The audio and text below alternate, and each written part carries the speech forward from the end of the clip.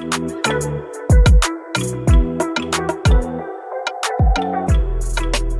story of a Nigerian American woman navigating through this thing called life.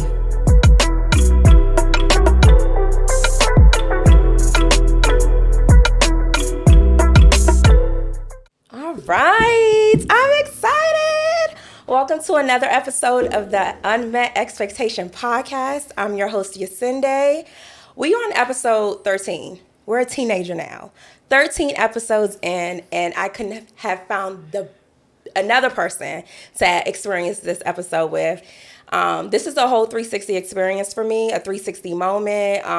The person to the left of me has been there since the inception of Unmet Expectation. He came up with the name, The Unmet Expectation. I don't even know if you remember that. But to the left of me, I have Fitz. Fitz is in the building. What's good, Fitz? How are you? What's good? All is well. Thank you so much for coming on. I appreciate you so much.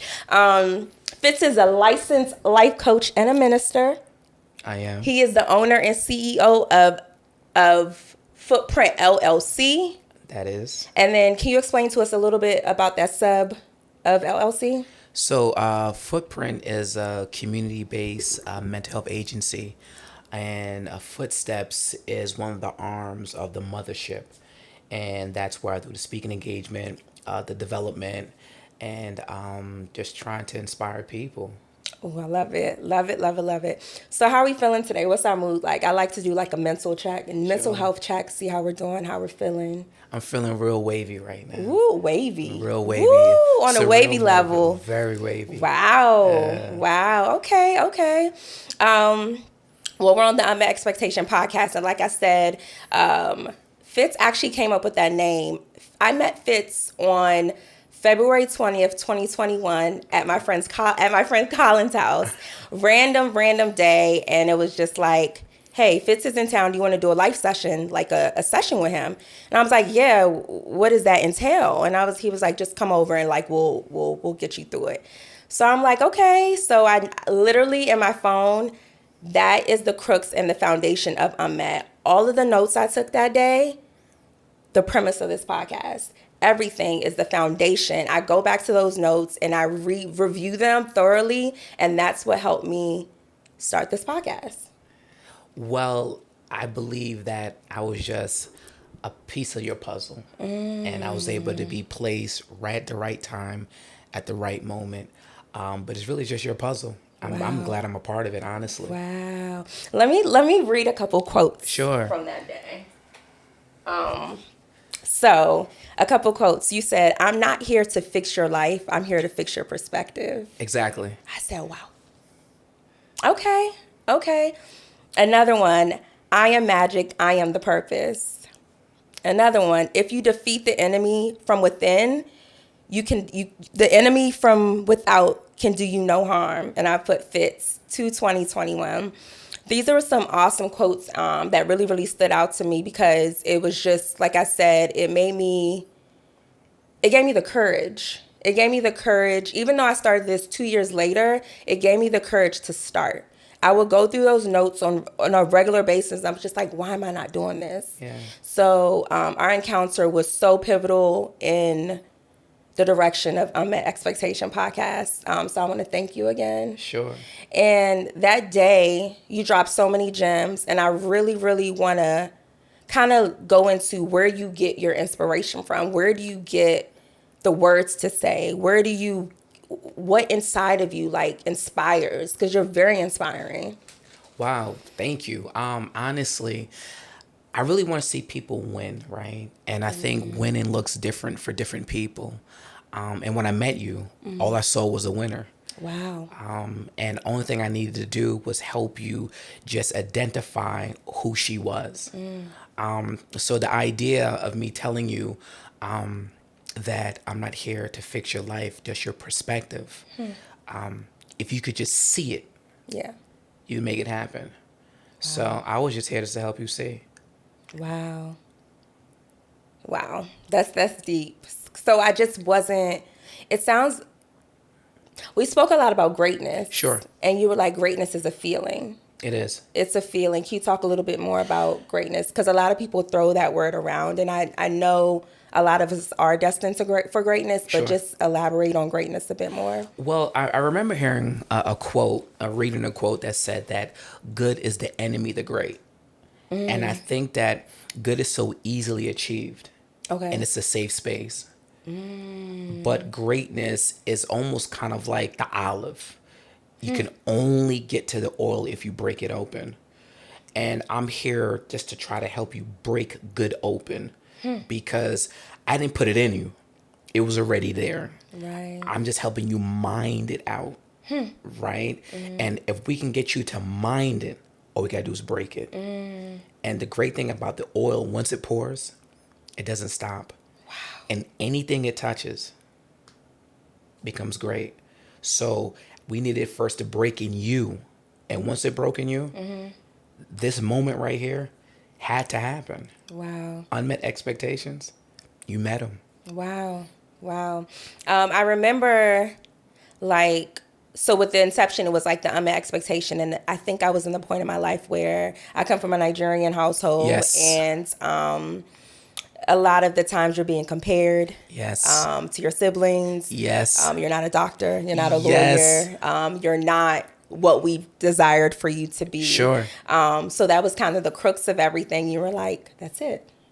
The unmet expectation. Yeah. You said something along the lines like you're going to give a voice to people who don't have one. This is going to be a platform for people to just come on here and it's going to be relatable. And that's exactly what this is. Yeah. So, like I said, this is definitely a 360 moment. And yeah, this is episode 13 and 2 years later. So timing is also everything. Like Yeah. I didn't, back when you said it, I was just like, okay, I wasn't really sure of myself, but like I've been working on that spiritual realm. And I was just saying to Colin before he left, I was just like, I really want to finish 2023 out strong, mentally, physically, spiritually. So can we talk about spirituality a little Sure. bit and what it means to you? Because I know it means a lot to me.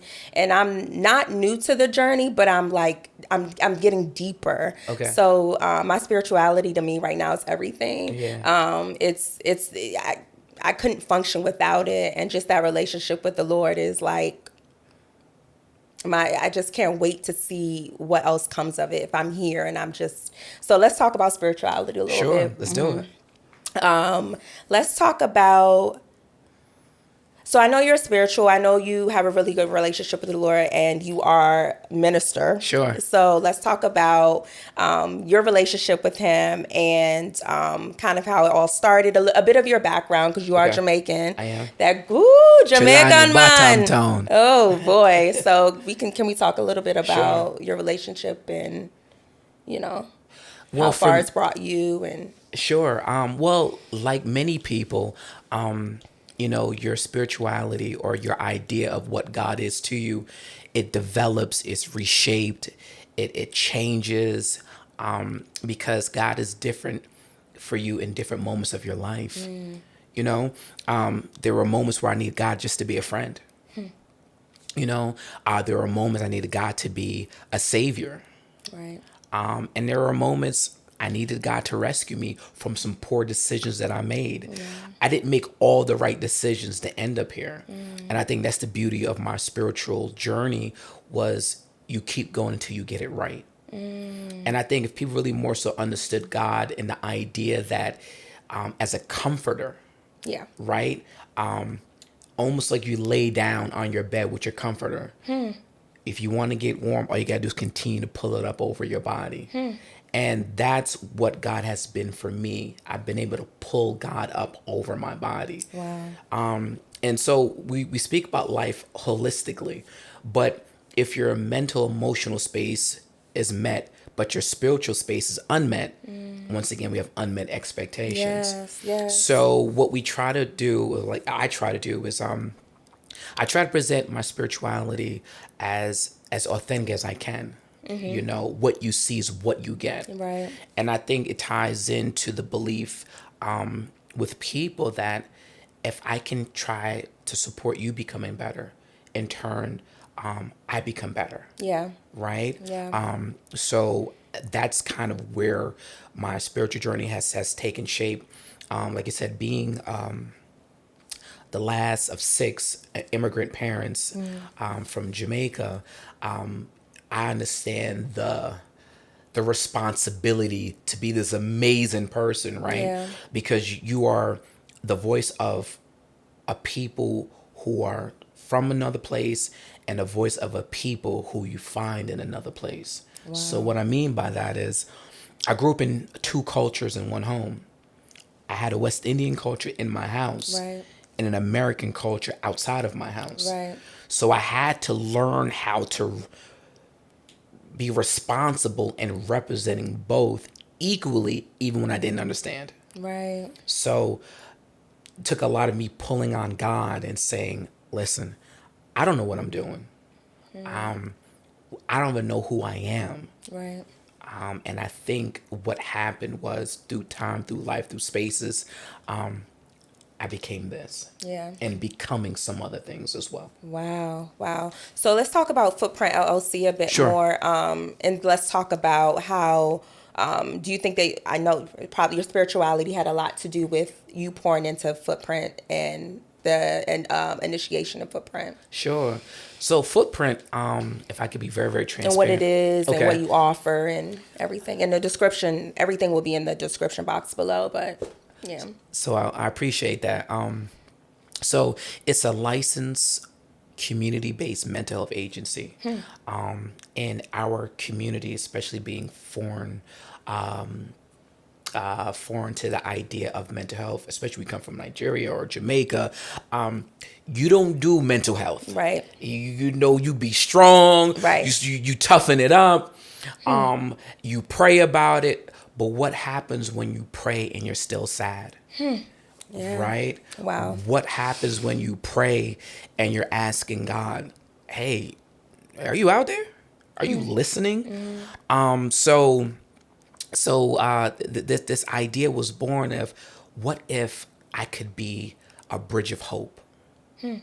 If you can cross me to get to the other side, there's some things I believe we can help you, obtain. Right. So even as a minister, a lot of and I got this out of seminary, my hermeneutical lens is mental emotional health, meaning that anytime I speak, I shape the conversation. There's going to be something about mental health.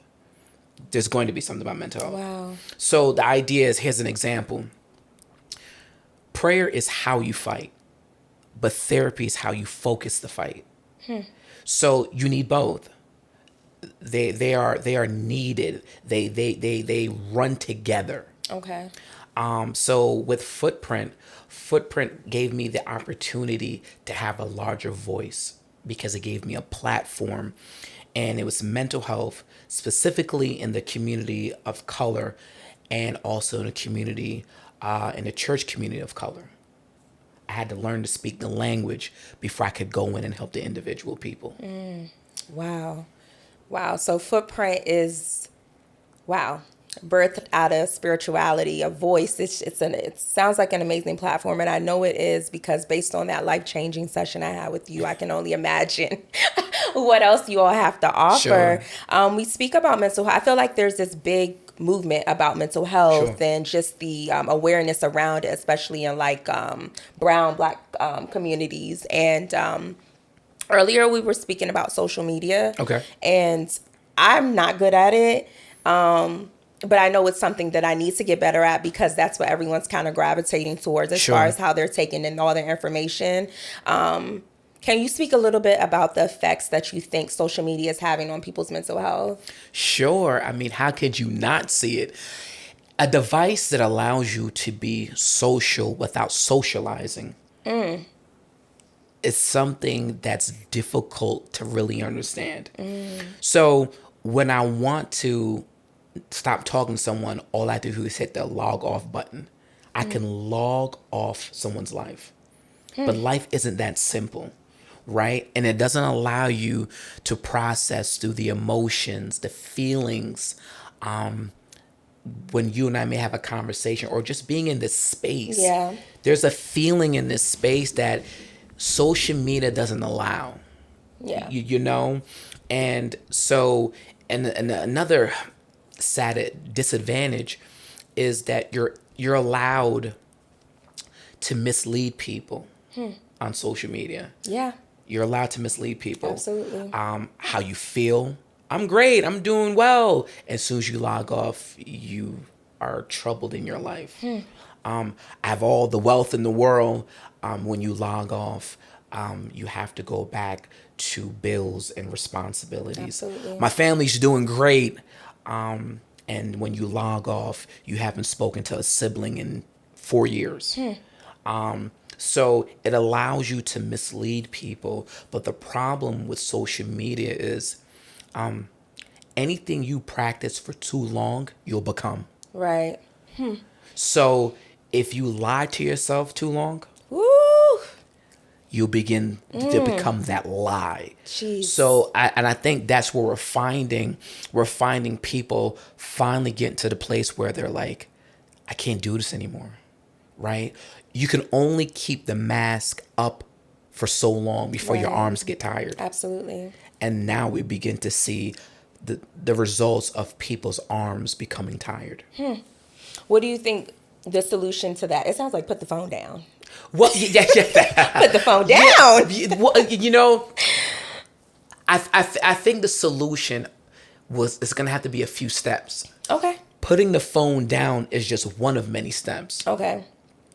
Or picking the phone up to call someone. You know, I think of like a knife, right? Okay. A knife in a robber's hand is a lot different than a knife in a chef's hand.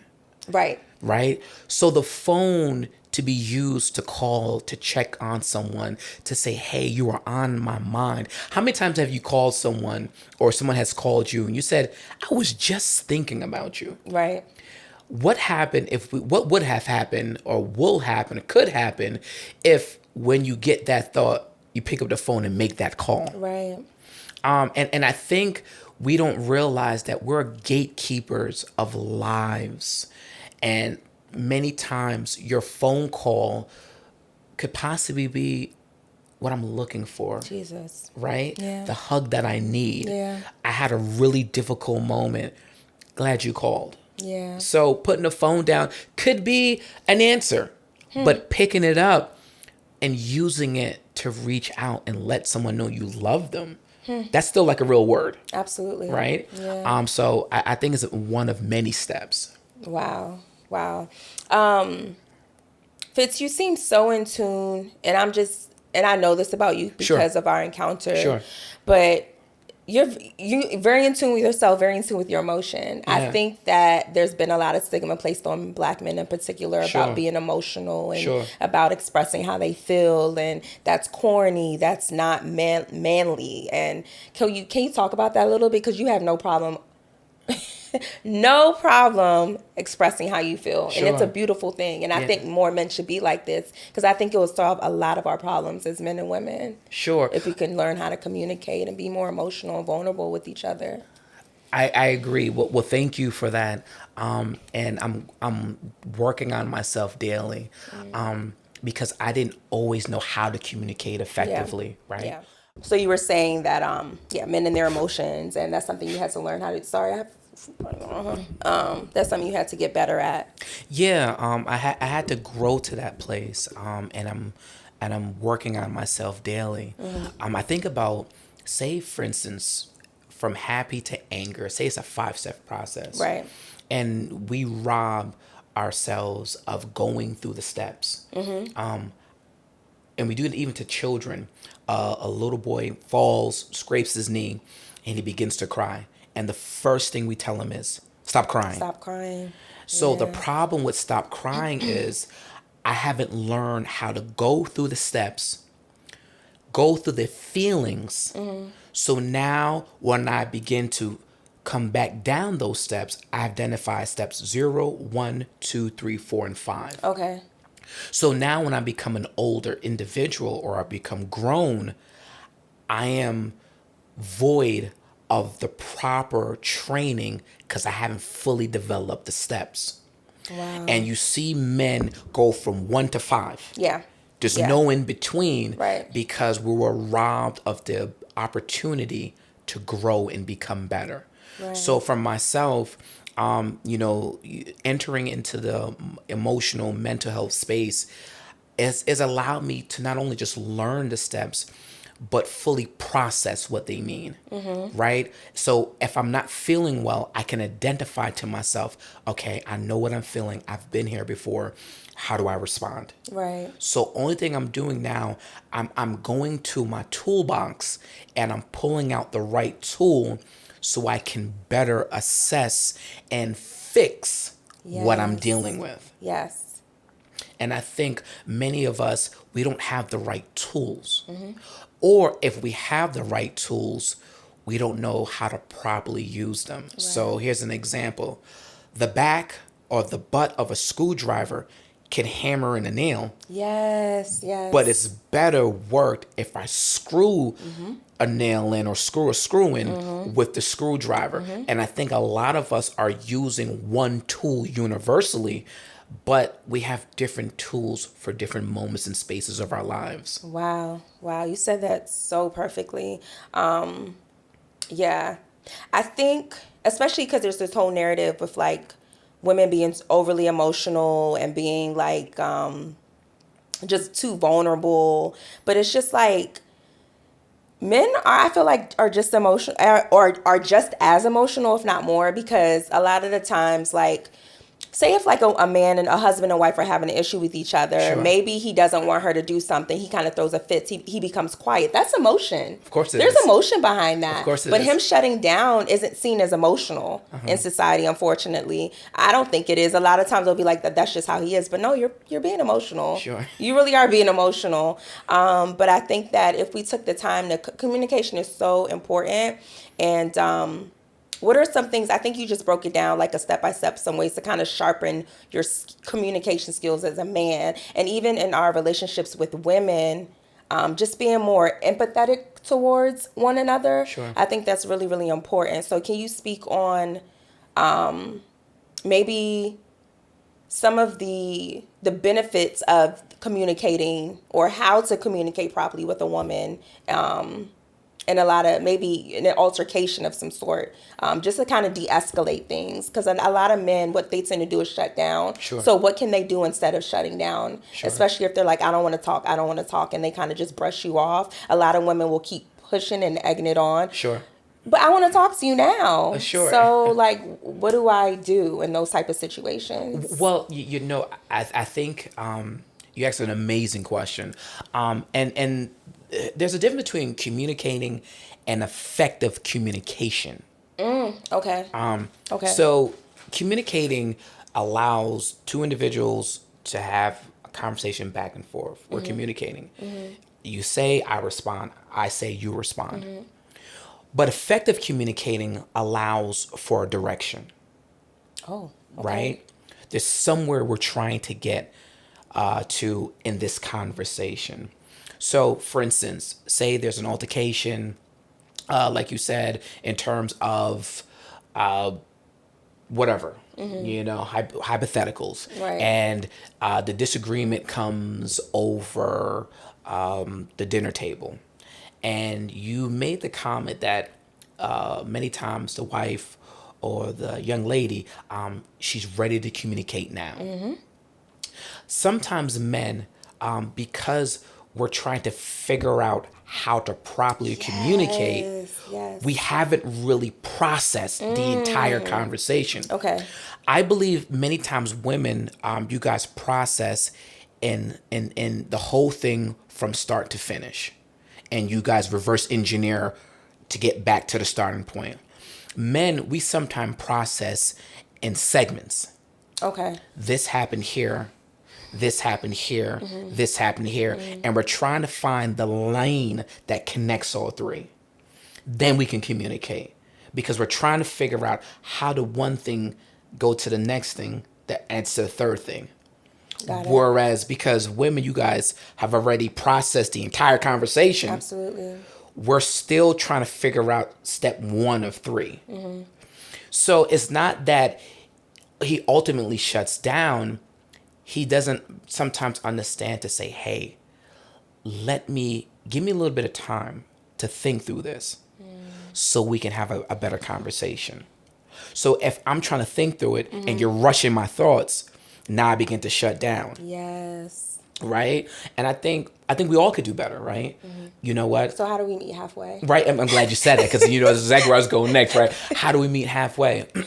I think halfway looks different, right? Because your half might be a little more this time, and my half might be a little more next time. Okay. Right? Okay. So the idea is 50-50 is unfair, because Right. I might need a little bit more from you this time. Right.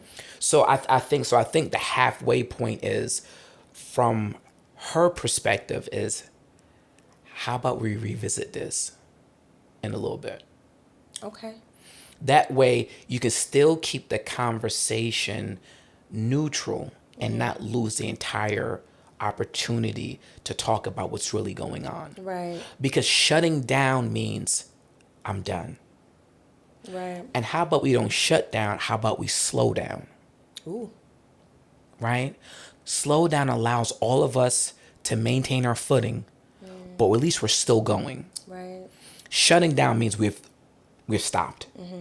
And I think sometimes slowing down is important, because it allows him to catch up. Yeah. Right.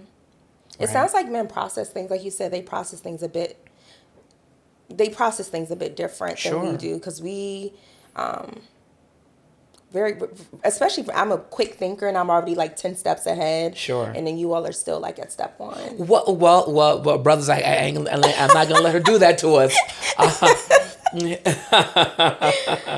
Like, come on, speed up, meet me. Well, I think their intentions are different, right? Okay. So you're looking for an answer, Yes.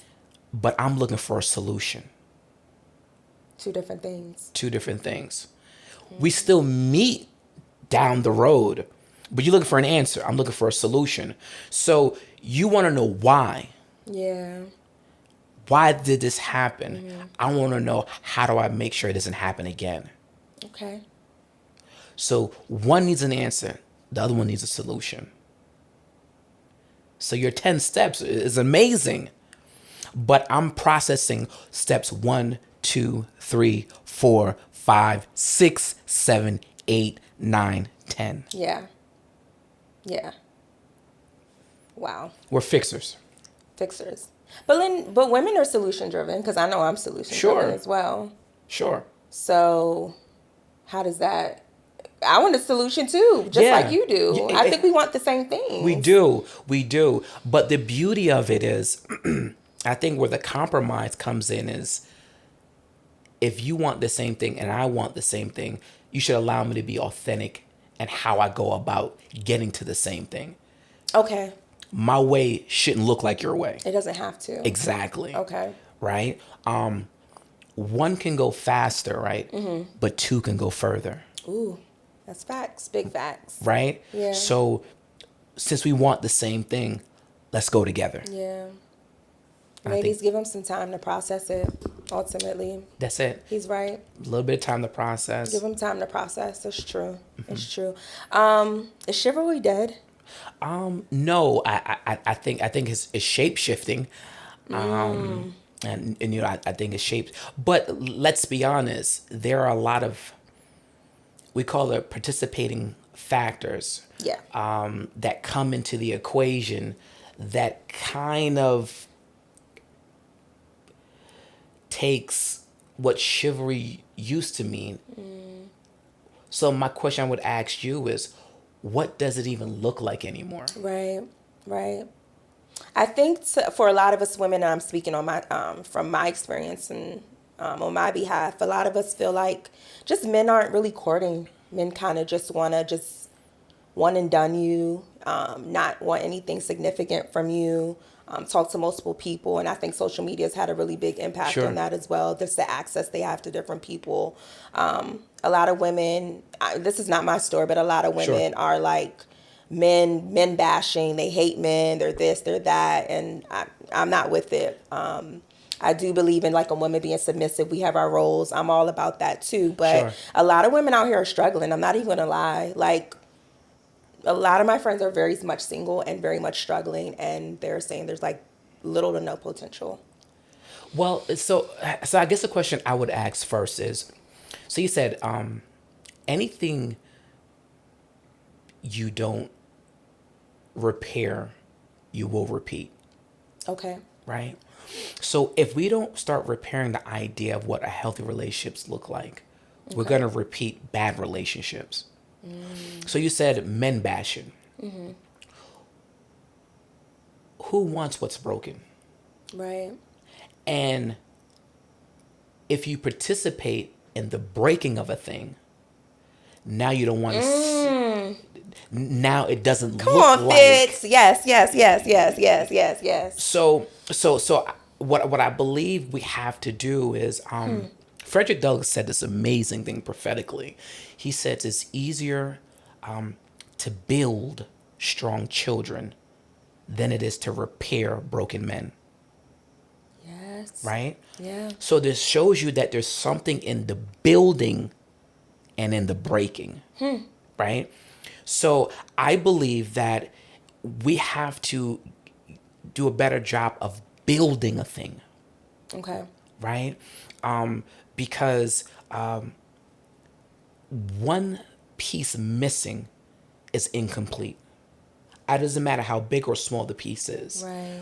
And I think what happens is, I think the Creator has put a part of us in someone else. Okay. Right? And sometimes we don't realize that you are a part of me and you will make my life whole. But because we don't see ourselves as a part of the life of someone else, we operate independently of people and love and emotions. Right. And so let me tie it all together. If I believe I'm the piece you're missing, and I believe that the puzzle you have, us together, will be a complete puzzle, I now put value in the totality of what we're trying to do. Okay.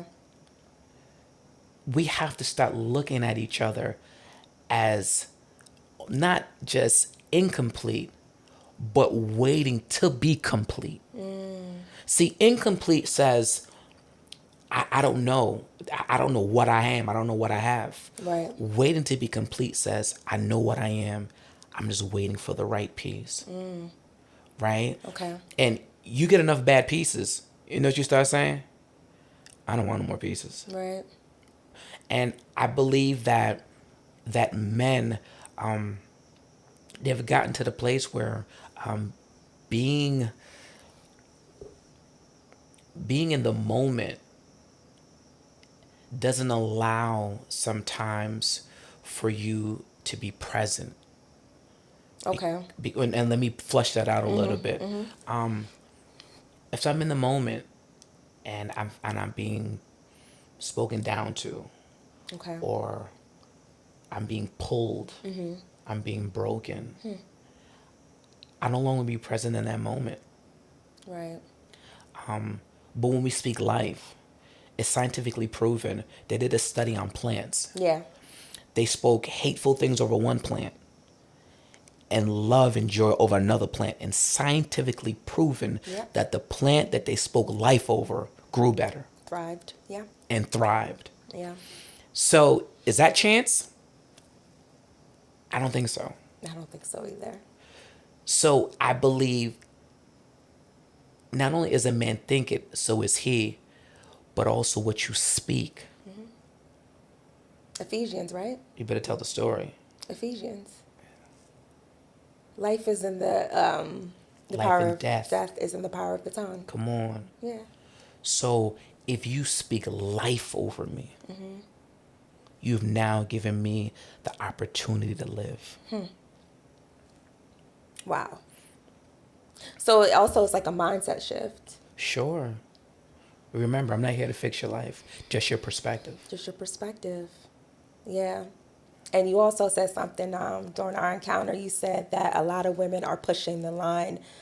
They keep pushing the line of the non-negotiable to the point where they're running out of space. Sure. It was I don't know if I said that the right way, Sure. but it was something along those lines. And I think a lot of women are settling because they just feel like they're the non-negotiables, they're throwing them out the window. And you're settling for like mediocrity. Or finding yourself in these techie situations because of the deep desire to want to just feel desired and yearned by or wanted by someone else. But then it also goes back to like kind of doing that internal work and that introspective work Yeah. we speak about. Sure. Do you remember the movie Coming to America? Yeah. Do you remember how Eddie Murphy, Prince Akeem, gets to Queens? He spins the globe. Yes. And all he does is puts his finger on it, and where it stopped is where he went. Absolutely.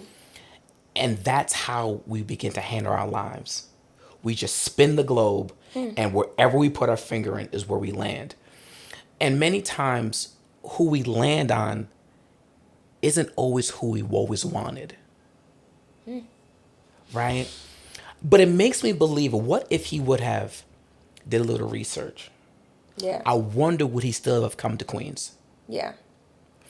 But more importantly, he left because he was in search of something. Once again, how do you know if you find the right thing if you don't know what you're looking for? That's true. But does that give you room to just be all over the place and like testing different things out? No, it gives you room to be responsible Okay. in testing information, Okay. testing research, Okay. testing what is it that you really are looking for. Okay. But does that come when you truly know yourself? Because I don't think I didn't know what I was truly looking for until recently. And a lot of the times you don't know what you're truly missing or what you truly are looking for until that person comes into your life. So let me ask you this. So you didn't know what you were truly looking for until recently, but this individual, if you could do it all over again, would you have dated this person sooner? No, because I had a person that was similar and I ruined it. So timing as well. So, I'm glad you said that. I ruined it. I ruined that relationship. Right? Yeah. But you said something. You said I had something similar. In order for something to be similar, they had to have some of the same qualities. Yes. So in all actuality, you were looking for the same thing. It just happened to come in a different package. But the qualities, in a different time, but the quality stayed the same. So what I'm getting at is we are in search for many times what we overlook. Ooh. Yeah. So when you find people settling, it's because we've overlooked that we're starting to say, you know what? Ah, God. Come on, Fitz. Yes. So that's how we find ourselves. Wow. Or that's where we find ourselves. Dang. No, I'm doing some thought. I'm thinking. Yeah, definitely. But do you think, but obviously with age, maturity, experiences, good ones, bad ones, they kind of shape who you are. So do you believe in that term, right person, wrong time? Sure, but let's put that in perspective. So, for instance, I love to use analogies. Say you go to a grocery store and you go to the bread aisle and you pick up a loaf of bread. Mm-hmm. What are the two things you look at mostly? If it's molded. Expiration date, and what else?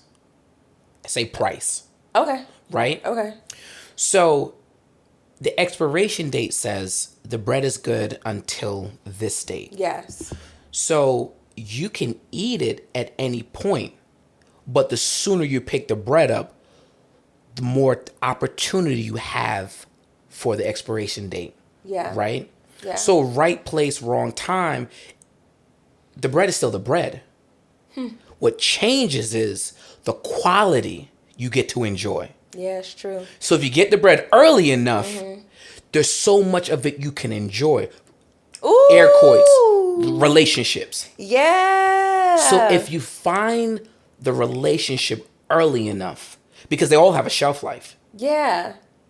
But what different would it have made if you would have took better responsibility Jesus. with the shelf life?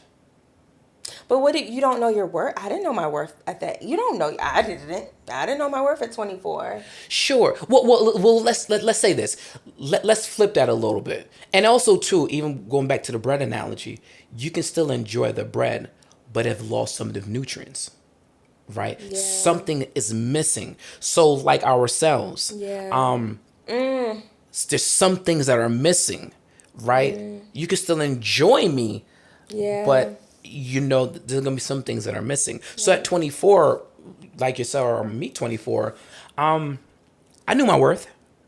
You knew your worth because that was something that was given to you as a little girl.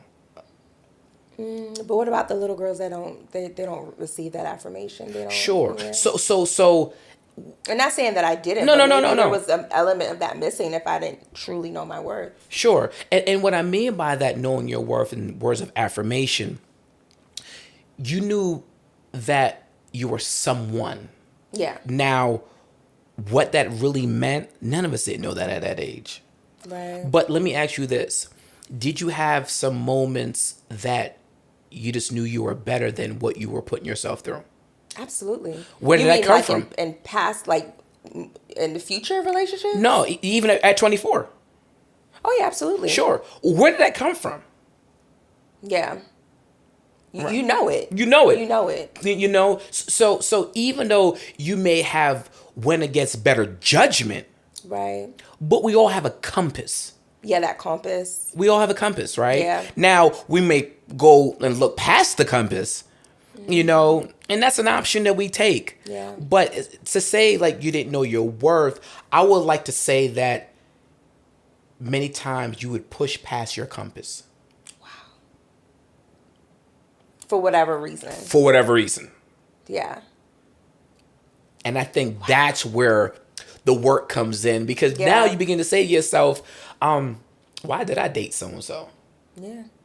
Why did I do so-and-so? As you looking back over your life, you're kind of like, yeah, I probably could have skipped that one. What was the reason? Yeah. And a lot of the times, I say this all the time, we know. It's that compass. It's there. And the beauty of it, it's there and it's always right. Yeah. It's always right. Yeah. And many times we push past it. It's kind of like that gut feeling you get when you just kind of know something just isn't right. Right. You're like, I'm gonna try it anyway. Yeah. And you regret it. Right. Yeah. So. Yeah. That gut instinct, the intuition's given to us for a reason. Facts. Should follow it more. Yeah. Oh, yeah, for sure. Yeah. We spoke about affirmation. Sure. Words of affirmation you give or advice you would give your 21-year-old self based on what you know today? Oh, man. That would be easy. Okay. I would tell myself it's going to happen. Wow. I think a lot of times we believe we're going to run out of time. Mm-hmm. Mm-hmm. I haven't made it yet. I'm not there yet. When is it going to happen? I just don't know. We're racing against a clock that isn't even real. Wow. We're racing against a clock. Because it's God's time. It's not our time. It's not our time. It's not our time. I would tell myself, listen, take your time. You win. I promise you, you win. Wow. Take your time. Take your time. When I was coming here, and I came from the Virginia area, Hampton Roads area, it was raining. Mm-hmm. It was raining. And I was a little frustrated because I was like, man, I really wanted to get up here, jump on a podcast. And what was so amazing was it didn't stop raining until I got here. It rained the entire way here. Traffic jams, accidents, police, everything was on the road. And my mind was racing because I wanted to get to my spot. And what was so amazing is when I pulled up to the podcast, my spot was waiting for me. Yeah. It's not going nowhere. It's not going anywhere. Whatever's meant for you will not miss you. Will not. Oh, God. You are the authority when you show up. Wow. So what that means is you waited, thank you, and you did not hit play until I sat down. Because its spot was for you. For me. Wow. Right? So I would tell my younger self, that spot is yours. Wow. It's going to wait on you. It will. Because the reason why it waits is because it needs you to be the very best version of you when you show up. And see, when you race to the spot, you're not the very best version of yourself. Yeah. It's the same thing with a cocoon of a caterpillar turning into a butterfly. Absolutely. If you help the caterpillar, or as it's turning into a butterfly, if you try to break open the cocoon, you've now killed the butterfly. Right. Prematurely. Take your time and get to the spot. So when you show up, you're the very best butterfly you can be. It's beautiful.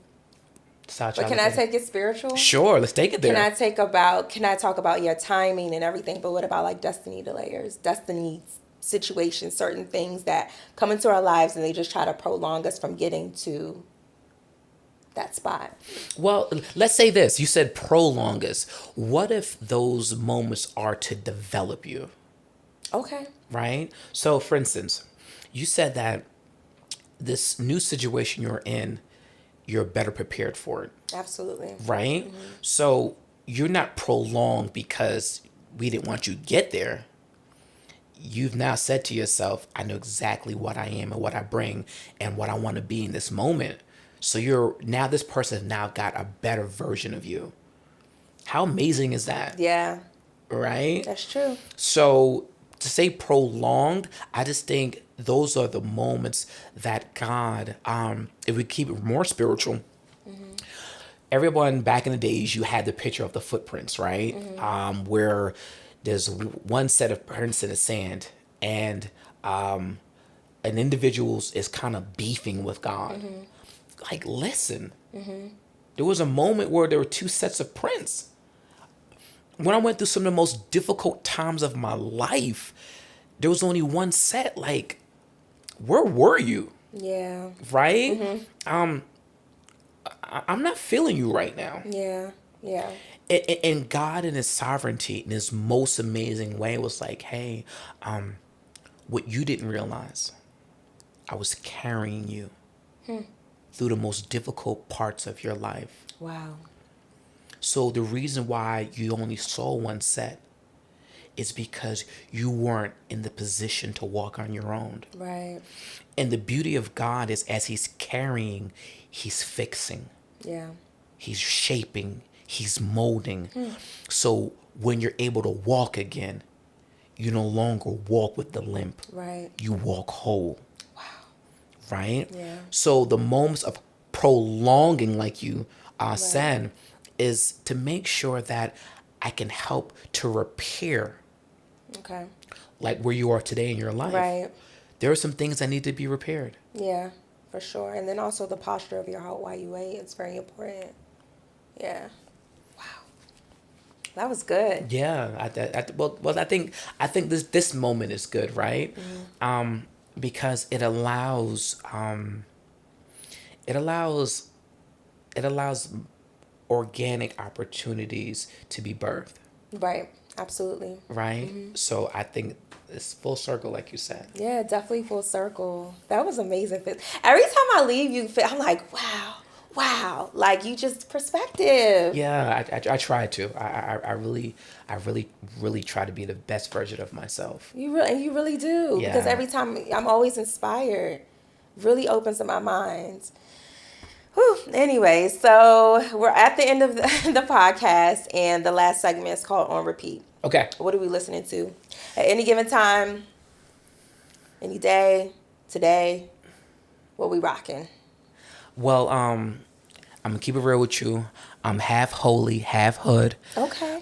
So I could be listening to some Barris Hammond. Okay. I could listen to some Shekinah Glory, or I could be listening to some Drake, some old school Biggie. Yeah, come on, Biggie. It's funny, real quick. I have an older brother, and I remember anytime his door was closed when I was a lot younger. If his door was closed and Biggie was on blast, he was trying to figure his life out. Okay. Yeah, that was his go-to Yeah. moment where I'm in the lab, don't come in. Right. Because I'm working on something. Right. So, yeah, I I can see keep... why. Biggie told him he was an amazing storyteller. Amazing. Like oh gosh. Yeah. Wow. Yeah. Wow. Anyway, so Biggie, if we're talking about Biggie, mine would be A Story to Tell. Okay, Yeah. but okay. Yeah, Life After Death for sure. Is that like, that is Yeah, Life definitely Life for sure. After Death. Life Yeah. That song, oh gosh, that is one heck of a story. Yes. So I got a story to tell. Yeah, so that's definitely on repeat for me this week, or has been on repeat for me at any given time. I throw that on and just listen to him tell his story. And it's like I could see it happening in front. Like, he's such an amazing story. Facts. Vivid. Super vivid. Yeah. I love it. Yeah. I love it. Again, thank you so much, Fitz. Thank you. Son of a king. Son of Fitzroy means son of a king. Fitzroy, son of a king, and that you are. Thank you so much for coming on today. I appreciate you from the bottom of my heart. 360 moment. Such a dope experience to have you in. Unmet is now a teenager at episode 13, and I can't wait to see what else unfolds and how this unfolds. Please send in your questions, comments, dilemmas to theunmetexpectation@gmail.com. Follow me on Instagram. All of Fitz's information will be linked below. Everything pertaining to Footprint LLC will be linked below. Thank you all for tuning in. Take care. God bless. And we out.